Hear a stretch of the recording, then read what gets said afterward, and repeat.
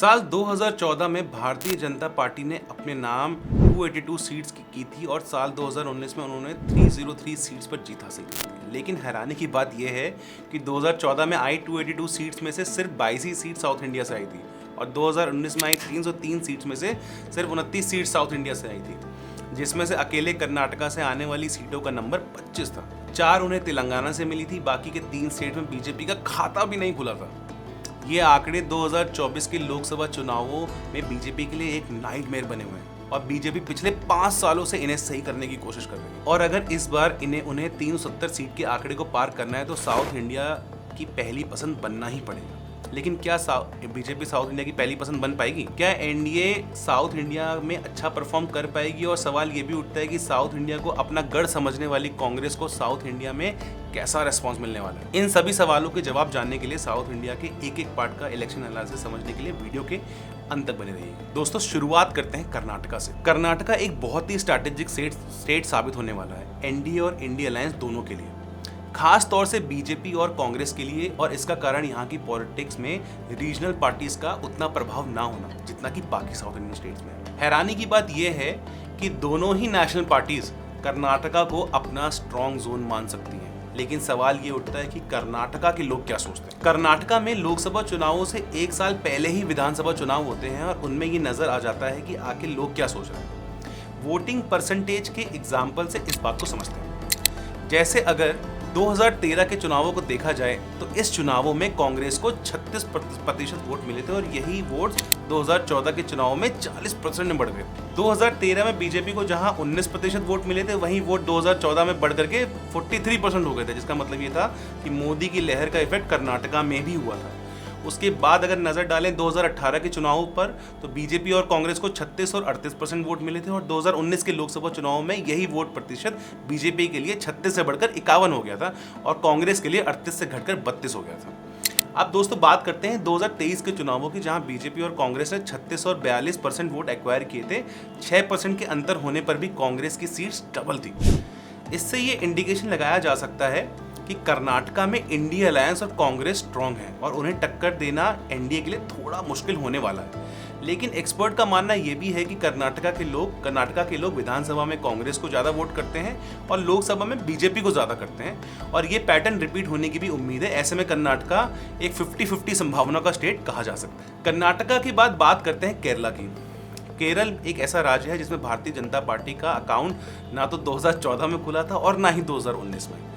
अगर केरला की पॉलिटिक्स को समझने की कोशिश करें तो ये नजर आता है कि विधानसभा चुनावों में केरला के लोग रीजनल पार्टीज पर फोकस करते हैं। जैसे 2016 के चुनावों में सीपीआईएम आईयूएमएल को देखा जा सकता है, लेकिन लोकसभा चुनावों में वोटिंग प्रेफरेंस बदल करके नेशनल प्लस रीजन हो जाता है। और जब इस तरह की वोटिंग प्रेफरेंस होती है तब कांग्रेस का वेटेज अपने आप बढ़ जाता है। 2014 के रिजल्ट को देखें तो कांग्रेस को मिलने वाला वोट परसेंट 31% है। ये विधानसभा चुनावों से ठीक उल्टा है, जब वोटिंग परसेंटेज को मोस्टली सीपीआईएम डोमिनेट करती है। इसको और अच्छे से समझने के लिए 2019 का एक बार एग्जांपल मैं आपको बता दूं। 2019 में कांग्रेस का लोकसभा चुनावों में 37% वोट मिले थे और वहीं 2016 के चुनावों में ये वोटिंग परसेंटेज सिर्फ 23% था। वहीं सीपीआईएम के लिए ये वोटिंग परसेंटेज 2016 में जहां 26% था, वहीं 2019 में ये कम होकर के 25% हो गया था।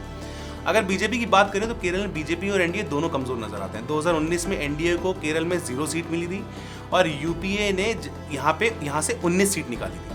इस साल की बात करें तो ऐसा हो सकता है कि बीजेपी और एनडीए को अकाउंट खोलने का मौका मिल जाए, लेकिन एक्सपर्ट के मुताबिक स्टेट में इंडिया अलायंस को भारी बढ़त मिली हुई है। केरला की बात करते हैं तेलंगाना की। तेलंगाना अपनी फॉर्मेशन के बाद से ही एक ऐसा स्टेट रहा है जिसकी पॉलिटिक्स में सबसे ज्यादा शेयर भारतीय राष्ट्र समिति यानी कि बीआरएस का। पहले इसे टीआरएस यानी तेलंगाना राष्ट्र समिति के नाम से जाना जाता था। जब तेलंगाना की फॉर्मेशन के बाद 2018 में विधानसभा चुनाव हुए तो बीआरएस को 46% वोट मिले थे। स्टेट पॉलिटिक्स में उस समय बीजेपी के वोट सिर्फ लगभग 7% थे और कांग्रेस 28% पे थी। लेकिन ये कहानी 2019 और 2023 के इलेक्शन में बदलती हुई नजर आती है। कांग्रेस सीधा 28 से 40 पर चमक जाती है, बीजेपी अपने वोट बैंक को रिटेन करते हुए 7 पर ही बनी रहती है। अब बात करते हैं 2024 के इलेक्शन की। तो तेलंगाना में एनडीए की कोई खास जमीन मौजूद नहीं है। यहाँ असली फाइट देखने को मिलेगी बीआरएस और कांग्रेस के बीच। विधानसभा चुनाव में इन दोनों के वोटिंग प्रतिशत में सिर्फ 3% का मार्जिन था। यानी कि अगर किसी भी एक पार्टी को स्विंग मिलता है तो दूसरे को बड़ा नुकसान हो सकता है। बीजेपी के लिए इस राज्य में बहुत ज़्यादा कुछ एक्साइटिंग नहीं होने वाला। लेकिन अगर ठीक बगल में चलें तो आंध्र प्रदेश में एनडीए के लिए बहुत सारी पॉसिबिलिटीज़ मौजूद हैं। आंध्र प्रदेश में 25 लोकसभा सीट्स हैं और बीजेपी इनमें से एक पर भी 2019 में जीत हासिल नहीं कर पाई थी। और इससे ही बुरा ये हुआ कि पिछली बार 15 सीट निकालने वाली तेलुगु देशम पार्टी में सिर्फ 4 सीट पर ही सिमट गई। ऐसा हुआ था वाईएसआर कांग्रेस पार्टी की वजह से। इस पार्टी का प्रभाव आंध्र प्रदेश की राजनीति में इतना ज़्यादा है कि लोकसभा चुनावों में कांग्रेस और बीजेपी जैसी नेशनल पार्टीज अपना खाता तक नहीं खोल पाती। इसलिए क्या ये प्रभाव इस साल भी देखने को मिलेगा? इसका एग्जैक्ट जवाब तो सिर्फ चुनाव के नतीजों के दिन ही दिया जा सकता है।